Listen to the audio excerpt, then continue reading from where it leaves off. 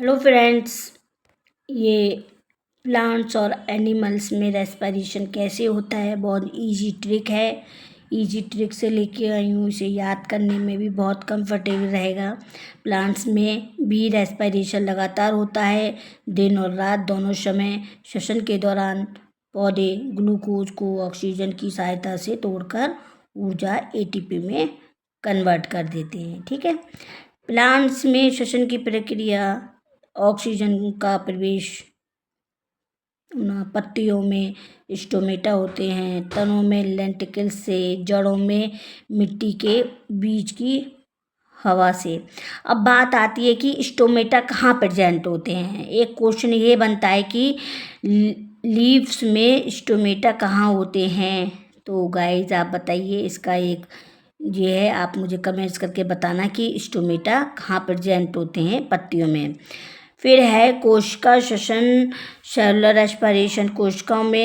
कोशिकाओं के माइटोकॉन्ड्रिया में होता है ग्लूकोज, ऑक्सीजन, कार्बन डाइऑक्साइड और प्लस पानी प्लस ऊर्जा प्लस एटीपी।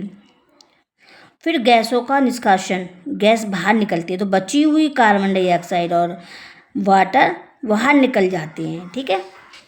फिर है इक्वेशन भी बहुत आती है, एग्जाम में पूछ लेते हैं इक्वेशन। बीच की पूरी इक्वेशन कौन सी है, 4 इक्वेशन दे देंगे, उसमें से प्लांट्स रेस्पिरेशन की इक्वेशन कौन सी है। तो C6H12O6 प्लस 6CO2, फिर 6CO2 plus 6H2O plus energy ATP। फिर कुछ पॉइंट्स हैं जो हम एग्ज़ाम में मोस्ट याद रखने हेतु होते हैं। जैसे कि पौधों में रेस्पिरेशन 24 आवर्स होता है, श्वसन मुख्यतः माइटोकॉन्ड्रिया में होता है, पत्तियों के गैसों का आदान प्रदान स्टोमेटा में होता है, जड़ों में श्वसन मिट्टी की हवा से प्राप्त ऑक्सीजन द्वारा होता है। ये क्वेश्चन पूछ लेते हैं कि पौधों में जो पौधे होते हैं उनकी जड़ों में रेस्पिरेशन किसके द्वारा होता है। तो गाइस ये सारे पॉइंट्स बहुत इम्पोर्टेंट हैं। फिर है एनिमल्स में रेस्पिरेशन 2 स्टेप्स में होती है। पहले मैंने प्लांट्स में समझाया, फिर एनिमल्स में, फिर एक्सटर्नल। तो हमारे जैसे एनिमल्स वगैरह होते हैं तो जो हमारे मुंह के द्वारा, मुंह या नोज के द्वारा ऑक्सीजन हमारी अंदर लेते हैं। ठीक है। अंदर ले ली, नाक के द्वारा हमारे ऑक्सीजन अंदर प्रवेश करती है। ऑक्सीजन हमारी जाती है ट्रैकिया में, ट्रैकिया से ब्रैंकाई में, ब्रोंकियल में, एवुलाई में तक पहुंचती है। ठीक है। जो एवुलाई में ऑक्सीजन होती है वो रक्त में प्रवेश करती है, रक्त में जाती है, और कार्बन डाइऑक्साइड CO2 रक्त से बाहर निकलकर फेफड़ों में आती है। जो हमारी जो एवुलाई में जो ऑक्सीजन, रक्त में जो ऑक्सीजन प्रवेश करती है और कार्बन डाइऑक्साइड वो हमारी रक्त से बाहर निकलकर फेफड़ों में पहुंचती है। ठीक है। फिर तो वो है सेलुलर रेस्पिरेशन। तो एक्सटर्नल रेस्पिरेशन हो गया, फिर सेलुलर रेस्पिरेशन। रक्त ऑक्सीजन को शरीर की सभी कोशिकाओं तक पहुंचाता है। जो हमारा ऑक्सीजन होती है वो रक्त के सभी, जो रक्त है पूरे उसमें सभी पार्ट में पहुंचती रहती है। ठीक है। कोशिकाओं में माइटोकॉन्ड्रिया में ग्लूकोज और ऑक्सीजन से ऊर्जा ATP बनाते हैं। जो माइटोकॉन्ड्रिया है, पता है कि हमारा में माइटोकॉन्ड्रिया है तो उसमें ऑक्सीजन से ऊर्जा और ATP बनती है। फिर इसकी भी हमारी इक्वेशन है। ठीक है,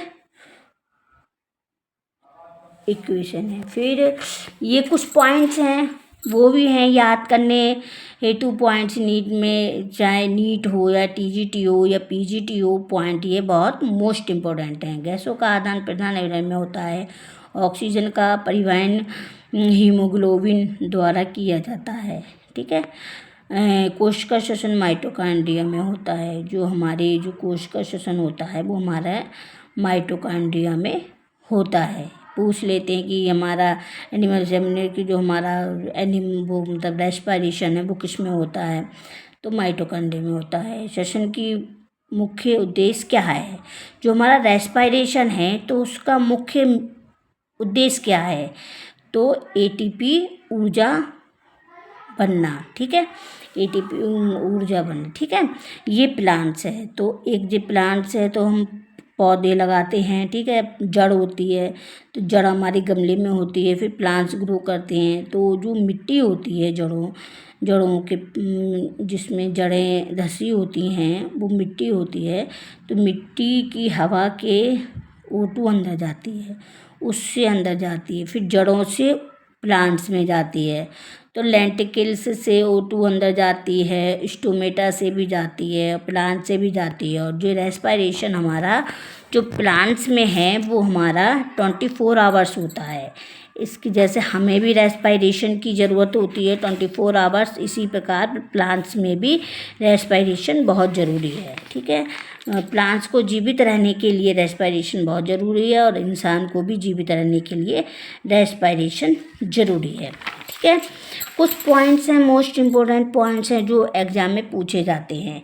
द लैरिंग्स, ये पॉइंट्स हैं, it become more prominent in males than females of after. ये पॉइंट्स हैं, ये मोस्ट इम्पोर्टेंट पॉइंट्स हैं, एग्ज़ाम में ज़रूर पूछे जाते हैं, ठीक है। ये पॉइंट्स हैं, ये एग्ज़ाम में मोस्ट इम्पोर्टेंट पॉइंट्स हैं, ये मैं ढूंढ के लेके आई हूँ पॉइंट्स, बहुत मोस्ट इम्पोर्टेंट पॉइंट्स हैं ये एग्ज़ाम के। ये फिर हमारा क्या है, ट्रैकिया हमारा विंड पाइप होता है, ठीक है। इसकी जो लेंथ होती है हमारी 10 सेंटीमीटर होती है, ठीक है। Supported by C shape ring of hyaline, ठीक है, विच प्रिवेंट द ट्रैकिया।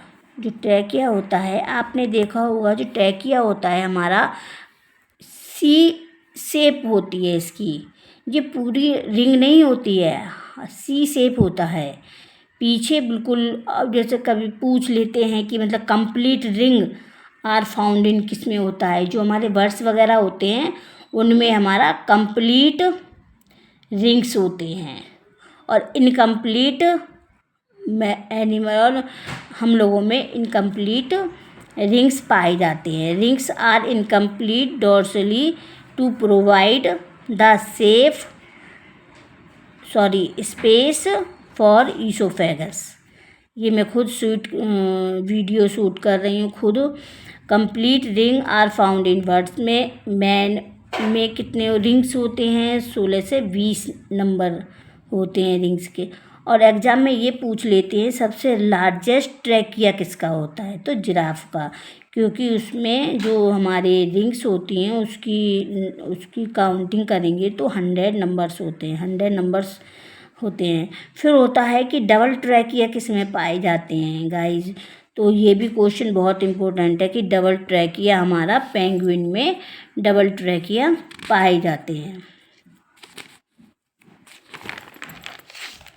फिर ये एक पॉइंट और है, ये ऑल द वेज और neck the trachea divided into two measure of primary, right और लेफ्ट ब्रोंकाई।